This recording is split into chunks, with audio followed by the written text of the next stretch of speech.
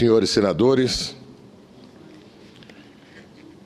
queria, em primeiro lugar, dizer também das minhas boas memórias com respeito ao senador Ramos Tebet, pai da nossa companheira Simone Tebet, e dizer que ontem à noite, no jantar que tivemos com o presidente da República, a gente começou a observar bancadas que realmente se distinguem aqui no Senado, que são sempre presentes, ativos.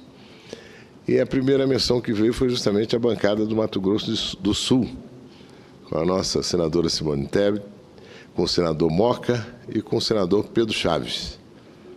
Uma mera coincidência com essa sua fala hoje aqui, que engrandece realmente a política do país com personagens dessa estatura. Eu queria falar, senhor presidente, sobre acontecimentos de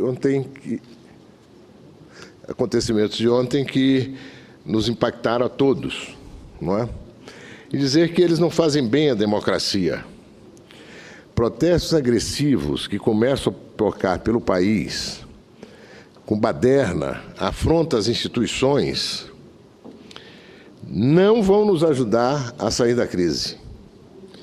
Palavras de ordem não têm o condão de remediar a realidade. E os episódios ocorridos ontem merecem absoluto repúdio de todos que prezam o respeito à lei e ao direito de manifestação pacífica de todos. Esse tensionamento não acrescenta nada à lucidez e à determinação de todos, oposição, governo, neutros, que querem que o país realmente levante a cabeça e dê a volta por cima.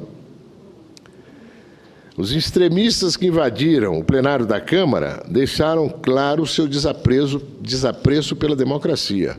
Ao invocar uma improvável intervenção militar e tratar com truculento desrespeito à instituição onde os interesses do povo são representados, se bem ou mal é outra história que cabe aos eleitores julgar e decidir, desnudaram o caráter autoritário da sua causa.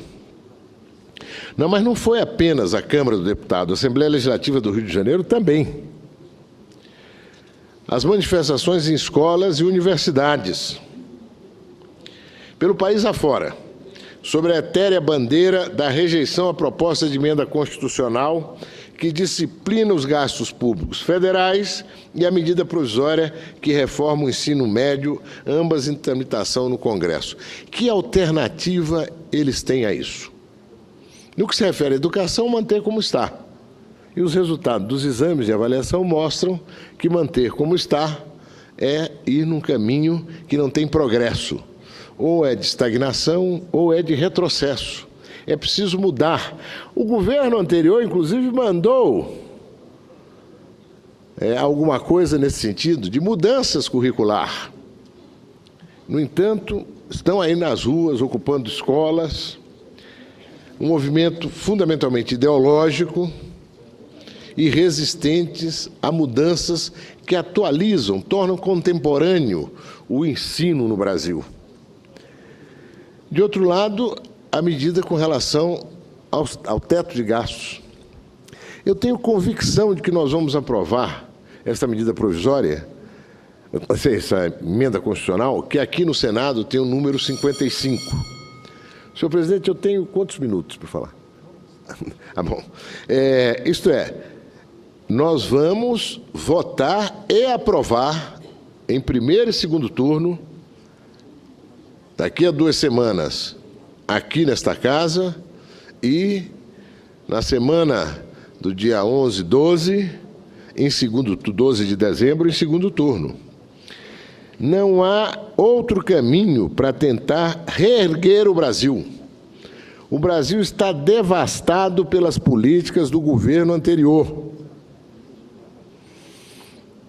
Tem que acelerar concessões, tem que ampliar acordos comerciais, tem que tornar a legislação trabalhista favorecedora do emprego e não do discurso demagógico, que muitas vezes, inclusive, é encampado pelas centrais sindicais como se por ali estivessem defendendo o interesse dos trabalhadores e dos 22 milhões que estão desempregados.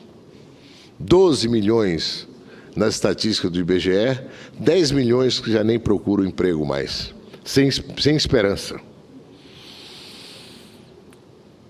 Nós agora temos também aqui nessa casa uma outra medida saneadora. Combate aos supersalários, o extrateto, que a cada dia vai mostrando que é um dreno pelo qual bilhões e bilhões de reais são transformados em renda indevida, do ponto de vista da Constituição, que estabelece teto, mas um teto que é reiteradamente transgredido. Eu, inclusive, coincidindo com esse movimento da comissão, da qual tenho a satisfação de participar, presidida pelo senador Otto, e tem como relatora a senadora Kátia Abreu, eu estou apresentando uma emenda constitucional que vai na mesma direção e que estabelece que nenhum agente público receberá de órgão ou entidade pública em um mesmo mês, sob qualquer título, cumulativamente ou não, qualquer valor que ultrapasse o subsídio mensal, em espécie, dos ministros do Supremo Tribunal Federal. Isso tem que se aplicar nos municípios, tendo como referência o subsídio do prefeito, nos estados, no Distrito Federal, governador, subsídio dos deputados estaduais, subsídio dos desembargadores do Tribunal de Justiça, limitado a 90 inteiros e 25% do subsídio mensal em espécie dos ministros do Supremo Tribunal Federal. E digo mais ainda, proponho mais ainda, para efeito dos limites remuneratórios que trata o inciso 11, esse que determina que, sob nenhum pretexto, se poderá ganhar além do que ganha um ministro do Supremo Tribunal Federal, somente não serão computadas, nesse cálculo, parcelas relativas a adicional de férias, 13º salário, ajuda de custo para remoção, diárias e transportes em viagem realizada por força de atribuições do cargo. Em outras palavras, senhor presidente, eu quero deixar muito claro nesse projeto, essa proposta de emenda constitucional, que os benefícios e verbas indenizatórias, além dos vencimentos básicos, vão impedir que eles sirvam, como ocorre hoje, para burlar o teto. Essa é uma questão central, porque o teto é sistematicamente burlado. Eliminar a regalia de 60 dias de férias, hoje em vigência para o Judiciário. 30 dias, como os outros brasileiros. E o pagamento de qualquer benefício extra ou verbas indenizatórias só poderão ser feitos mediante decisão judicial.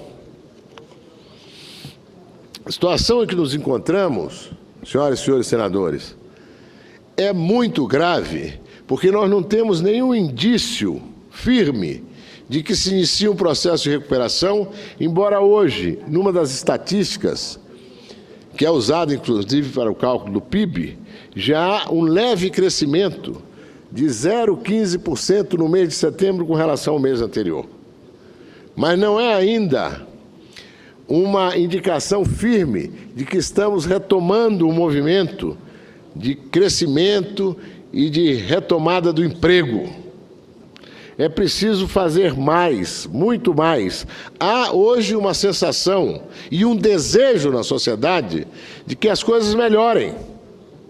Mas a realidade objetiva que nós temos é, parafraseando Drummond, grande poeta, a festa acabou, a noite esfriou e tudo mofou.